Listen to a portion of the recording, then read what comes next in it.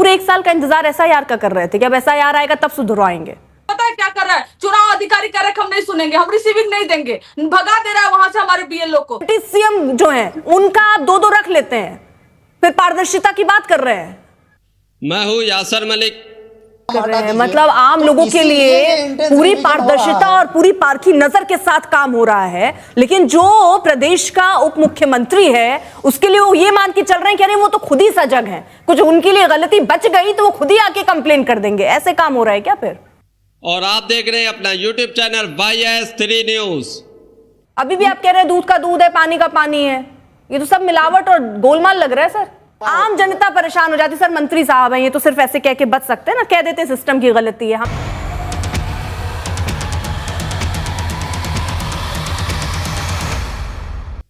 Vote चोरी के मामले पर और बिहार में SIR के मुद्दे को लेकर नई एंकर अर्पिता आर्या ने मचाया धमाल। बीजेपी के प्रवक्ता, LJP के प्रवक्ता और JDU के प्रवक्ता तीनों की रेल बना दी, तीनों को धूल चटा दी। इस डिबेट के अंदर बहुत शानदार तरीके से डिबेट की है। आज तक की सबसे बेस्ट डिबेट ये होने वाली है, क्योंकि अगर सारे ही एंकर अर्पिता आर्या जैसे डिबेट करने लगे तो देश का माहौल बदल जाएगा। मैं ऐसा क्यों कह रहा हूं? जब आप लोग ये पूरी डिबेट देखेंगे तो आप भी अर्पिता आर्या के लिए लाइक कमेंट जरूर करके जाएंगे और अर्पिता आर्या की ये डिबेट आपको बहुत ज्यादा पसंद आने वाली है। SIR और वोट चोरी के मुद्दे को लेकर तीनों पार्टी के प्रवक्ता, BJP, LJP और JDU के तीनों के प्रवक्ताओं को ऐसा घेरा है कि सब दुम दबाकर भागने की कोशिश करने लगे। आप लोग पहले ये पूरी डिबेट देखिए। सबसे पहले जफर इस्लाम साहब, आपसे ये मैं जानना चाहूंगी कि ये पूरा मामला यानी दो वोटर ID कार्ड रखना सिस्टम की गलती है या आपराधिक मामला है? देखिए, सबसे पहले तो आपको यह समझना पड़ेगा कि ये जो मामला उठाया है तेजस्वी यादव ने, ये खुद जो है फर्जीवाड़ा में जो के लिए जाने जाते हैं, जिसके बादशाह है फर्जीवाड़ा में, वो इस बात को उठा रहे हैं ये जानते हुए भी कि उनको पूरे तौर से विजय सिन्हा जी ने दिखा दिया कि ऑलरेडी अप्रोच किया उन्होंने इस संशोधन के लिए कि ये गलत है, मेरा एक ही जगह से होना चाहिए, और उन्होंने ऑलरेडी इसके बारे में उसकी रिसीविंग भी दिखा दी। उसके बाद किसी को भी ये कहने का अधिकार नहीं है कि 2 वोटर लिस्ट है। हो सकता है गलती, SIR इसीलिए तो हो रहा है। बार बार SIR के बारे में जब हम कहते हैं तो यही कहते हैं कि संशोधन होना चाहिए, सुधार होना चाहिए, कोई गलती रह गई है, कोई गलतफहमी है उसमें, उसको ठीक किया जाएगा। तो आप ठीक कराने के बारे में जब वो कर रहे हैं तो आप उसमें कहीं उसकी निंदा कर रहे हैं। SIR हो रहा है तो उसकी भी निंदा कर रहे हैं। इनके पास क्या है भाई, जरा उनसे पूछिए। आप कह रहे हैं SIR इसलिए हो रहा है सर ताकि सिस्टम को सुधारा जा सके। ये जो खामी है सर, ये पहले से ही सामने आ गई थी। 2024 में वो कह रहे हैं कि बकायदा मैंने इस बात का जिक्र किया कि मेरा एक जो है वो उसको निरस्त कर दिया जाए, खारिज कर दिया जाए, लेकिन नहीं हुआ। तो ऐसे में सवाल यही है सर, आपका क्या भरोसा अभी भी है चुनाव आयोग पर या थोड़ा डगमगा रहा है? ऐसा तो नहीं है कि आप भी SIR को लेकर प्रोटेस्ट करें? विपक्ष यही तो कह रहा है कि सिस्टम उतना पारदर्शी है क्या? देखिए, जो लोग इस तरह के संस्था के बारे में गलतफहमी फैलाते हैं समाज के बीच में, वो मान के चलिए वो इन पे विश्वास उनका खत्म हो गया है, इसलिए कि जनता उनसे विश्वास खत्म हो गया है। जनता का विश्वास खो चुके हैं, जनता का आशीर्वाद इनको मिल नहीं रहा है, तो ये चाहते हैं कि जनता को कहीं ना कहीं गुमराह किया जाए। हमारा विश्वास पूरे तौर से इलेक्शन कमीशन पे है। अच्छा, जो गलतियां कहीं भी हुई तो होगी, किसी वजह से भी हुई, पिछली बार जो पटना को लेकर विजय सिन्हा ने अपनी आपत्ति जताई थी, उसको खारिज कर निरस्त करने की बात कही थी, वो नहीं हुआ सर, उसको खारिज कर दिया गया। इस पर आप क्या कहेंगे फिर? देखिए, मैं तो कह रहा हूं, आपको बहुत साफ लफ्जों में कह रहा हूं कि जो कुछ भी विजय सिन्हा जी ने कहा है वो फैक्ट्स आपके सामने रखा है कि उन्होंने अपील की है या जो उन्होंने अनुरोध किया है, रिक्वेस्ट दिया है, उसको ठीक करने किसी वजह से अगर नहीं हुआ है तो ये BLO को बुला के उन्होंने दिया भाई कि नहीं, इसको सुधार होनी चाहिए।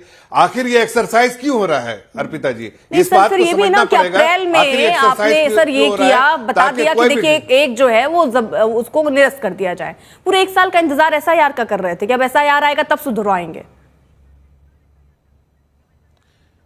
नहीं, ऐसा नहीं है कि देखिए, इलेक्शन से पहले कभी भी रिव्यू में उन्होंने जब दिया है तो इलेक्शन कमीशन से उम्मीद है कि वो उसको सुधार कर देगा, लेकिन अगर उनकी जानकारी में आया कि सुधार अभी तक नहीं हुआ है तो उन्होंने उसकी अर्जी दे दी कि सुधार किया जाए। ये अभी तक हमारे पहले रिक्वेस्ट को अभी तक पूरे तौर से इंप्लीमेंट नहीं हुआ है, इसलिए इसको ये तो आप खुद देखिए, सेल्फ जो इनिशिएटिव है वही समझाता है कि हम जो है सिस्टम में भरोसा है, हमें इलेक्शन संस्था पे भरोसा है, और हमें कहीं कुछ कमी रह गई तो ये हमारा भी फर्ज उतना ही होता है। लेकिन सर एक चीज देखिए, एक आम पब्लिक के तौर पर मैं ये आपसे समझना चाह रही हूँ सर, क्योंकि हम डिजिटलाइजेशन की बात करते हैं, हम अब इस बात में, क्योंकि बीजेपी कहती है ना कि देखिए कि हम कितना डिजिटल कर रहे हैं इंडिया को, हम कर रहे हैं कि एक फल वाला भी अगर आप वहां से फल ले रहे हैं तो आप जो है वहां पर यूपीआई कीजिएगा।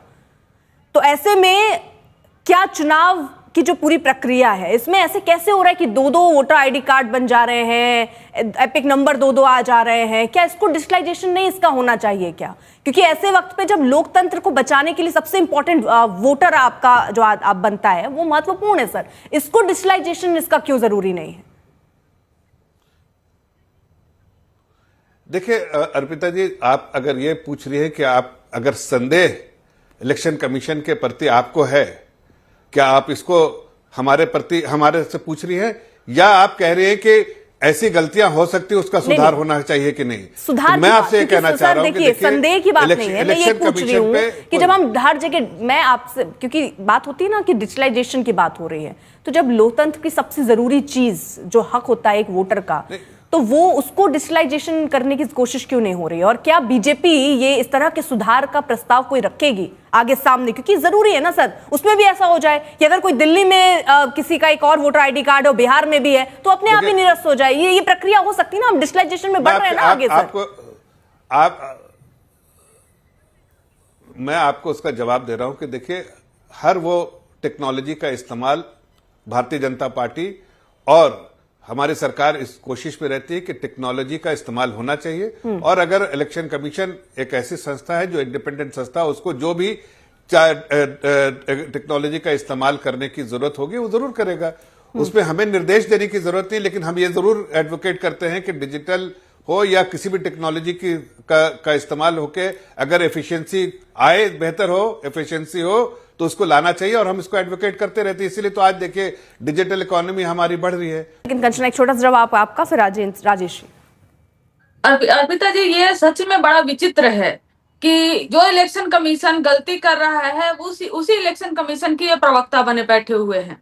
क्यों प्रवक्ता बनना है आपको? अगर आपके साथ गलत हुआ है, इलेक्शन कमीशन ने गलत किया है, तो आप उसके प्रवक्ता क्यों बने बैठे हुए हैं? और कितना विश्वास करें? हर बार संवैधानिक संस्था पे विश्वास नहीं करते, संवैधानिक संस्था पे विश्वास नहीं करते। ये इलेक्शन कमीशन ना घुसपैठिया पकड़ रहा था ना बिहार में, कह रहा था घुसपैठिया वोट दे रहे हैं, घुसपैठिया पकड़ रहे हैं। तो आप ये बताइए कि कितना घुसपैठिया पकड़ा गया, फाइनल लिस्ट में कितने घुसपैठिया आए? आपके पास है कोई जवाब? जो 65 लाख लोगों का आपने नाम दिया उसमें एक भी घुसपैठिए नहीं है। कहाँ गए घुसपैठिए? लेकिन सूत्रों के हवाले से इलेक्शन कमीशन ने पूरा चलवाया कि घुसपैठिए आप पहले इंतजार तो कीजिए, पूरे आंकड़े तो आने दीजिए कंचन जी। वही बात है, वही मैं कह रही हूँ आपको। कंचना जी, पहले पूरे आंकड़े तो आ जाए, पूरे डेटा तो आने दीजिए, डेटा तो आने दीजिए। ठीक है सर, अपनी सुधार का 1 महीना का मौका है सुधार के लिए, जिसको ठीक है जफर जी, उनको बोलने दीजिए, उनका वक्त है। बोल रहे हम फिर जो 65 लाख लोगों का नाम जो आपने काटा, इलेक्शन कमीशन ने काटा, आपने नहीं काटा।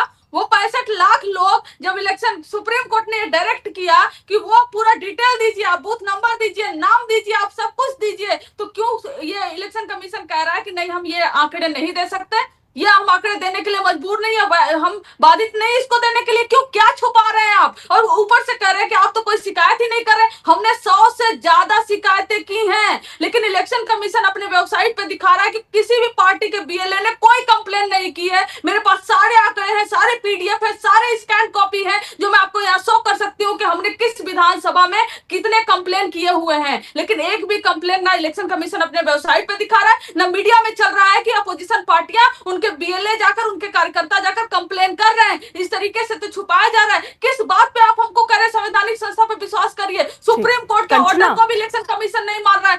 पूरी डिबेट देखकर जाइए। अभी आगे अर्पिता आर्या जेडीयू और एलजेपी के प्रवक्ता की कैसी धज्जियां उड़ाने वाली हैं, ऐसी एंकर की हमारे देश को आज जरूरत है। पूरी डिबेट देखेंगे तो आप भी जानेंगे। अब आपके घर पर आके, आपके दफ्तर पर आकर वो आंकड़े लेकर फिर तो टीवी पे चलाऊंगी नहीं। अगर आपको ये मौका, सुनिए कंचना, आपको ये मौका है, आप यहीं पर दिखा लीजिए। आप कह रही ना आपके पास सारे डॉक्यूमेंट्स हैं, आपने कितने अपनी शिकायतें दर्ज कराई हैं, आप वो दिखा लीजिए, वो पूरा पेपर या जो चीजें आपके पास डिटेल में, ये मंच तो दिया है ना मैम, इसी में दिखा लीजिए। मैं अर्पिता जी, मैं इसलिए कह रही हूँ, सुन लीजिए, मैं इसलिए कह रही हूँ क्योंकि कई दिन से मीडिया में यह चल रहा है कि इनके पास कोई शिकायत ही नहीं है, कोई शिकायत वो तो चुनाव आयोग ही जानकारी देगा ना। मैं आरजेडी के दफ्तर में जाके वो नहीं चेक करके लाकर यहाँ टीवी पे दिखाऊंगी ना मैम। आपके पास है, आप दिखा दीजिए। मैं ठीक है, दिखाइए आप दिखाइए ना कंचना। आपके यहाँ शेयर कर दूंगी कौन सा विधानसभा ऐसा है जहाँ हमने कंप्लेन नहीं किया। हमने हर जगह कंप्लेन किया है। जो लोग मर चुके हैं उनका नाम लिस्ट में है, जो लोग जिंदा है उनका नाम काट दिया गया है। बेगूसराय में खुद इनके जो गिरिराज सिंह मंत्री हैं, आप ये कह रही हैं आपने ये सारी कंप्लेन चुनाव आयोग से की है?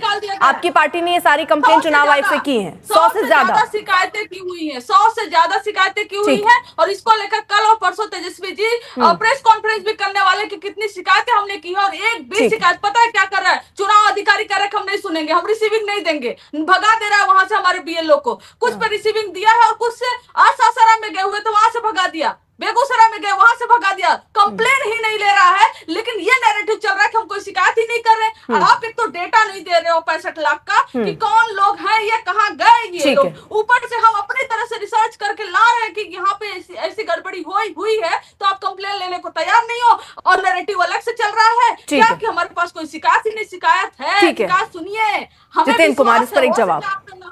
को सनसनीखेज बनाने के लिए जाने जाते हैं, ये लोग अपनी सफाई नहीं देंगे। तेजस्वी जी को दूसरी बार नोटिस करना पड़ा है और उड़ता हुआ तीर तेजस्वी जी ने लिया है अपना दूसरा ईपी कार्ड दिखाकर। जो बात मैटर विजय सिन्हा जी के मामले में आई है, माननीय उप मुख्यमंत्री बिहार सरकार, तो उन्होंने स्वयं विसल ब्लोअर बनकर अपना नाम कटवाने के लिए आवेदन किया है। ठीक है, किसी प्रशासनिक त्रुटिवश उनका नाम नहीं कट पाया है। दोबारा उन्होंने बीएलओ के पास अप्रोच किया और अपना नाम कटवाने की बात कही है।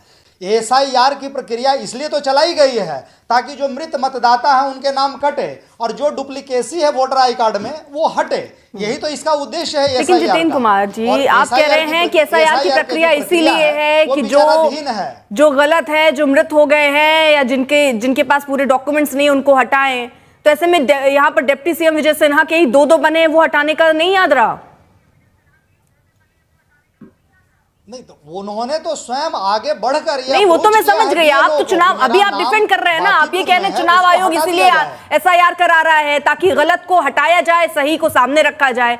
अब उसी जब सही को सामने रख रहे थे तो वो दो अगर बने हुए हैं, दो वोटर आईडी कार्ड, तो आप जो है डिप्टी सीएम जो है उनका आप दो रख लेते हैं, फिर पारदर्शिता की बात कर रहे हैं। नहीं, 5 अगस्त अर्पिता जी 5 अगस्त 2024 को उन्होंने बीएलओ को आवेदन सर, दो बातें पावती भी उन्होंने समझ गई जितेंद्र जी। ये बात हो गई विजय सिन्हा की, ठीक है ना, ये बात हो गई विजय सिन्हा जी की। उन्होंने तो 2024 में अप्रैल में बकायदा ये लिखित तौर पे दिया, ये जानकारी, ये बोला कि भैया ये हटवा दीजिए। उसके बाद अभी 5 तारीख को उन्होंने फिर किया। ये तो मैं समझ गई, ये तो अलग बात हो गई। लेकिन आप ये कह रहे हैं ना कि चुनाव आयोग एसआईआर की प्रक्रिया इसलिए चला रहा है ताकि पारदर्शिता है, वो इसलिए चला रहा है कि गलत जो है वो हटाया जा सके। तो ये भी तो गलत ही था ना सर, 2 वोटर आईडी कार्ड, वो भी डिप्टी सीएम का, तो इसमें से इसको हटाना भूल गए। फिर वो एसआईआर की प्रक्रिया सही ढंग से हो रही है। तो उसी का तो एसआईआर की प्रक्रिया के अंतर्गत जब ड्राफ्ट रोल प्रकाशित किया गया तो माननीय उप मुख्यमंत्री जी ने उसको नाम चेक करवाया अपना। उनको इसमें दोहराव दिखा, उनको अपनी गलती का एहसास हुआ कि भाई हाँ भाई ये मेरा नाम नहीं कटा है, तब उन्होंने फिर से बीएलओ को अप्रोच किया। तो फिर एसआईआर क्यों? खुद आगे बढ़ के आए हैं और कानून का सहारा लेकर सहयोग कर रहे हैं इलेक्शन कमीशन को कि यह प्रक्रिया को दुरुस्त कर लिया जाए। जब ये काम वोटर को खुद ही करना है तो एसआईआर क्यों? हर वोटर विजय सिन्हा जैसा प्रोएक्टिव तो नहीं होगा। तो जो प्रोएक्टिव नहीं है भाई, जिनके मत का दोहराव है या जो मृत व्यक्ति हो गए हैं, मृत व्यक्ति स्वयं तो चलकर कहने आएगा नहीं कि मैं मर गया हूं, मेरा नाम हटा दीजिए। मतलब आम लोगों के लिए पूरी पारदर्शिता और पूरी पारखी नजर के साथ काम हो रहा है, लेकिन जो प्रदेश का उप मुख्यमंत्री है उसके लिए वो ये मान के चल रहे हैं कि अरे वो तो खुद ही सजग है, कुछ उनके लिए गलती बच गई तो वो खुद ही आके कंप्लेन कर देंगे। ऐसे काम हो रहा है क्या? फिर एसआईआर की प्रक्रिया चुनाव आयोग बहुत ही पारदर्शी मैनर में कर रहा है और हम आम नागरिक होने के नाते हमारा कर्तव्य है कि हम उसमें सहयोग करें। जो पॉलिटिकल पार्टीज है उन्होंने भी बीएलओ को लगाया है इस काम में। आप विजय सिन्हा की तारीफ कर रहे हैं, ठीक है, आप ये भी कह रहे हैं चुनाव आयोग बहुत सही ढंग से काम कर रहा है, वो भी ठीक है, लेकिन फिर आप कह रहे हैं पारदर्शिता है। तो अगर ये 2 वोटर आईडी रखे रह गए तो इसमें पारदर्शिता कहाँ है, वो मैं नहीं समझ पा रही। फिर आप तब भी मतलब अगर आपके साथ भी अगर ऐसा हुआ है आपके सहयोगियों के साथ, तब भी आप कह रहे हैं नहीं ठीक है सब, ऐसा क्यों? यह केवल प्रशासनिक चूक है जिसको ठीक करने का, दुरुस्त करने का हम लोग प्रयास कर रहे हैं। बाकी इसके पीछे की जो मंशा है वो गलत नहीं है विजय सिन्हा जी की। राजेश राठौर, अर्पिता जी, एक वक्त था हमारे हिंदुस्तान में जब चोर को देखता था तो शरीफ खदेड़ता था, चोर भाग जाता था। आज वक्त ऐसा आ गया है कि चोर के सहयोग में लगातार बहस हो रहा है। लोग चोर के पीछे पीछे क्या, चोर अब शरीफ के पीछे भाग रहा है। मैंने क्या कहा था कि SIR से किसी को कोई आपत्ति नहीं है, टाइमिंग की आपत्ति है, कम वक्त है, गड़बड़ियां हो सकती हैं। इस पे बहस हो रही थी। विजय सिन्हा जी डिप्टी CM हैं, वो लखीसराय में रहते हैं तो 57 साल के होते हैं, और लखीसराय से अपनी कार से मानी अपने विधानसभा से पटना विधानसभा में आते हैं क्षेत्र से, तो 3 घंटा में 3 साल उम्र बढ़ जाता है, वो 60 साल के हो जाते हैं। विजय सिन्हा का वोटर लिस्ट में दोनों जगह नाम है और आज से नाम नहीं है। ये नई बात कह रहे हैं। 2020 के विधानसभा चुनाव से पहले उनका बांकीपुर में भी और लखीसराय में भी था। उन्होंने दोनों जगह वोटिंग की है। और 420 का मामला डिप्टी CM पे बनता है, क्योंकि बालू मंत्री भी हैं, उनको बालू मंत्री भी हम लोग कहते हैं। लेकिन छोड़िए इस बात पे, वो एक नया सफाई दे दिए कि हम दोनों हमने 8 तारीख को आवेदन दिया है कि एक जगह का नाम काट दीजिए। कब? जब 1 महीना के बाद SIR का जो समरी प्रस्तुत हुआ है उसमें वो अपना नाम देखे हैं। यही बात तो मैं कह रहा था कि 1 महीना जो कार्यक्रम चला तो उस कार्यक्रम में अगर 2 जगह आपका नाम था, क्यों नहीं कटा? क्योंकि चुनाव आयोग की गलती है। तो जो आरोप हम लगा रहे हैं, जो राहुल जी लगा रहे हैं, जो तेजस्वी जी लगा रहे हैं, वही तो डिप्टी CM लगाए हैं कि चुनाव आयोग ठीक काम नहीं कर रहा है, भले का समय कम हो। डिप्टी CM पहले ये बताएं।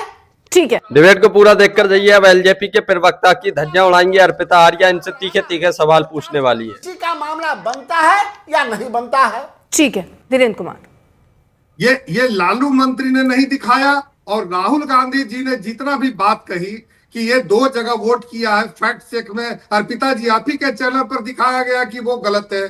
चुनाव आयोग ने भी, उत्तर प्रदेश चुनाव आयोग ने दिखाया कि वो गलत है। तो जिस तरह से ये जीरो, अब ये इनके तरह राहुल गांधी के तरह कोई व्यक्ति लुटियन में तो अपना घर का नंबर लेकर के पैदा नहीं हुआ है ना। 17 लाख वोटर यहाँ पे है देश में, जिन घुमंतु जातियां हैं, जिनके पास कोई हाउस नहीं है, कहां से वो हाउस नंबर लाएंगे? क्या वो मेरे भाई नहीं है जिनकी जिंदगियां लाल बत्ती पे गुजरती है? क्या वो मताधिकार नहीं अपना प्रयोग करेंगे? किस तरह से बात करते हैं ये लोग। एक जो चाह रहे थे कि लोकतंत्र संविधान खतरे में है, ये फ्रेमिंग करना चाह रहे थे, मीडिया प्रेजेंटेशन बना करके। और अगर इनकी बात भ्रामक, और मुझे भ्रामक लगती है, इसलिए लगती है कि ये शपथ पत्र लेकर के जाते तो देश को भी विश्वास होता, चुनाव आयोग। लेकिन धीरेन्द्र कुमार जी, अब इस तरह की अगर ये, चलिए तेजस्वी यादव वाला फर्जी वोटर ID कार्ड का अलग मामला हो गया, उसमें तो चुनाव आयोग ने कहा चलिए वो ऐसा कुछ है ही नहीं, फर्जी था, उस पर अलग मामला हो गया। लेकिन यहाँ तो 2 वोटर ID कार्ड का मामला रहा ना सर, और इसमें पहले 24 में वो कह रहे हैं कि इसको निरस्त कर दीजिए, फिर भी नहीं हुआ। अब एक बार फिर से कहना पड़ रहा है, फिर आप कह रहे हैं कि भरोसा रखिए, भरोसा रखिए। कैसे रख ले भरोसा? देखिए, भरोसा इनको रखना ही पड़ेगा। और ये कह रहे थे ना, SIR से भी ये घबराने वाले लोग हैं और FIR से भी घबराने वाले लोग हैं। ये लोग जो है गलत चीज करने के आदी लोग हैं। मैं बता रहा हूं कि SIR में जब हो रहा था तो बोल रहे थे कि कहाँ है बांग्लादेशी घुसपैठिया, कहाँ है बांग्लादेशी घुसपैठिया। 2 वोटर ID कार्ड का जो नया मामला, उस पर तो बोलिए ना। बांग्लादेशी घुसपैठिए हो चाहे जो लोग भी हों, आज बॉर्डर छोड़ करके वो लोग बाहर चले गए। या तो धीरेन्द्र कुमार, ये कह रहे हैं ना कि सब दूध का दूध पानी का पानी हो जाएगा। यहाँ पर तो गड़बड़ चल रही है ना, और गड़बड़ सामने आई है, और गड़बड़ डिप्टी CM को लेकर सामने आई है। अभी भी आप कह रहे हैं दूध का दूध है, पानी का पानी है। ये तो सब मिलावट और गोलमाल लग रहा है सर। कोई गोलमाल नहीं है। जब वो अपना आप ही के चैनल पे दिखाया जा रहा है कि उन्होंने आवेदन किया है, वो तो खुद आकर के, वही बात है ना, चुनाव आयोग को लेकर पूछ रही हूँ। अभी आप पहले उनको चुनाव आयोग की तरफ से बोल रहे हैं, मैं चुनाव आयोग को लेकर सवाल पूछूं तो आप विजय सिन्हा को लेकर बोल रहे हैं। ठीक है सर, मैं आती हूँ। बताइए क्या मुझे दोबारा से बताइए पिताजी क्या मैं सर आप क्या कह रहे हैं कि इनको दिक्कत है एसआईआर के मुद्दे पर, ठीक है। एसआईआर आप ये कह रहे हैं एसआईआर इसलिए लाए ताकि पारदर्शिता लाए। यही सवाल मैंने जितेंद्र कुमार जी से पूछा, वो नहीं जवाब दे पाए। यही सवाल मैं आपसे एक बार फिर से पूछ ले रही हूँ, देखती हूँ आप क्या जवाब दे रहे हैं। धीरेन्द्र कुमार जी, इसमें सीधा ये मेरा कहना है कि जब एसआईआर का मुद्दा था, सामने आ चुका है, भाई विजय सिन्हा पर सवाल नहीं, वो ये कह रहे हैं कि हमने तो 24 में भी बकायदा ये जिक्र कर दिया था, 5 तारीख को भी जिक्र कर दिया उन्होंने, इसको लेकर के निरस्त कर दो। अब जब चुनाव आयोग पहले खारिज कर देता है, बाद में अभी भी एसआईआर के बाद भी अगर इस तरह की त्रुटियां या गड़बड़ियां हो रही हैं तो उसको क्या कहे? ये कैसे पारदर्शिता और कौन से चश्मे से पारदर्शिता दिखेगी? पारदर्शिता दिखेगी कि उनका आवेदन लिया गया, वो खुद दिखा रहे हैं, और इससे ज्यादा पारदर्शी क्या हो सकता है? अगर चुनाव आयोग उस गड़बड़ी को सुधारने के लिए ना बोले तब उसको साजिश कहा जाएगा। 2024 में तो नहीं सुधरा ना सर, 24 में भी तो अब गए थे ना चुनाव आयोग के पास। आपको ये डिबेट देखकर कैसा लगा? इस पर अपनी राय जरूर दीजिए। अर्पिता आर्या के लिए एक लाइक, एक कमेंट करके जाइए। ठीक है, मतलब ऐसे समय देते रहेंगे, आम जनता परेशान हो जाती। सर मंत्री साहब हैं, ये तो सिर्फ ऐसे कह के बच सकते हैं ना, कह देते सिस्टम की गलती है, हमने अपना काम कर दिया, बाकी ठीक है। फिर भी आप कह रहे पारदर्शिता ही है। तो दोस्तों, आप लोगों ने ये पूरी डिबेट देखी, आप लोग इस डिबेट के बारे में क्या कहते हैं? अपनी राय इस पर जरूर देख कर जाइए।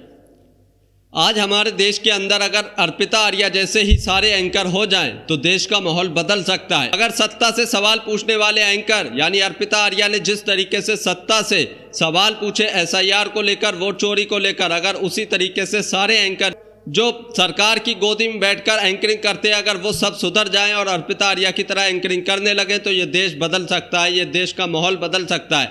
क्योंकि बीजेपी के प्रवक्ता कुछ भी आकर टीवी डिबेट में कहते हुए चले जाते हैं, कोई भी गोदी एंकर उनसे पलटकर सवाल नहीं करता, कोई भी उनसे कुछ पूछता नहीं है। जो मुद्दे होते हैं उन मुद्दों को छोड़कर विपक्ष से सवाल पूछे जाते हैं बजाय सत्ता के। तो अर्पिता आर्या ने ऐसा नहीं किया। अर्पिता आर्या ने सत्ता से ही, जो सरकार में है उन्हीं से सवाल पूछे और उनकी कैसी रेल बनाई आप लोगों ने देखा। अर्पिता आर्या के लिए एक लाइक, एक कमेंट ज़रूर करके जाइए। आपको ये डिबेट कैसी लगी इस बारे में भी ज़रूर बताइए। आप लोगों ने देखा होगा कि बिहार में एसआईआर का मुद्दा कितना ज़्यादा गरमाया था, जब विपक्ष पूरा एसआईआर को लेकर सवाल उठा रहा था, इसको बता रहा था ये जो है बिहार में इलेक्शन आने वाला है, टाइमिंग को लेकर जो सवाल उठाए जा रहे थे और एसआईआर की प्रक्रिया को लेकर जो सवाल उठाए जा रहे थे और जो इल्ज़ाम लगाया जा रहा था कि विपक्ष के वोट काटे जा रहे हैं, 15 लाख वोट काट दिया एसआईआर की प्रक्रिया में। तो उन सारे सवालों के जवाब जब विपक्ष मांग रहा है कि वो 15 लाख जो एसआईआर में वोट काटे गए उनके जो है पूरी डिटेल हमें दीजिए, कहाँ काटे, किस तरीके से काटे, किसी मरे हुए आदमी का नाम जो है लिस्ट में है और जिंदा का नाम कट गया, जैसा कि आरजेडी के प्रवक्ता कंचना यादव ने बताया। तो ये एसआईआर की प्रक्रिया बिहार में हो गई है, लेकिन पूरी तरीके से निष्पक्ष नहीं हुई है। उसमें अभी बहुत ज़्यादा गड़बड़ी है, जो कि बिहार के डिप्टी सीएम को लेकर आई। उनके 2 एपिक नंबर यानी 2 वोटर आईडी हैं और उनकी तरफ से कहना है कि मैंने इलेक्शन कमीशन को जो है लिखित तौर पर दिया था कि मेरा एक जो एपिक नंबर है, एक वोटर आईडी है, उसको काट दो, लेकिन इलेक्शन कमीशन ने उसको नहीं काटा है। एसआईआर होने के 1 महीने के बाद भी जब लिस्ट दोबारा से आई तो उसमें भी डिप्टी सीएम का 2 एपिक नंबर यानी 2 वोटर आईडी आए। तो एसआईआर का क्या मतलब हुआ, एसआईआर की प्रक्रिया का क्या मतलब हुआ? जो इतना सारा झमेला किया, इतना सारा कुछ किया, लेकिन डिप्टी सीएम के ही 2 एपिक नंबर, 2 वोटर आईडी हैं, उनका ही नाम एसआईआर में नहीं काटा गया। तो एसआईआर पर कैसे कोई भरोसा कर सकता है? आप लोग इसके बारे में ज़रूर बता कर जाइए। जो बिहार में एसआईआर हुआ है, क्या वो निष्पक्ष हुआ है या अभी भी उसमें कुछ गड़बड़ियां हैं? अपनी राय इस पर ज़रूर दीजिए। और राहुल गांधी ने जो वोट चोरी का इल्ज़ाम इलेक्शन कमीशन के ऊपर लगाया है, उसको डिफेंड करने के लिए बीजेपी हमेशा फ्रंट में सामने नज़र आती है। बीजेपी ही इलेक्शन कमीशन को जो है प्रोटेक्ट कर रही है, ऐसा इल्ज़ाम विपक्ष की तरफ से लगाया जा रहा है।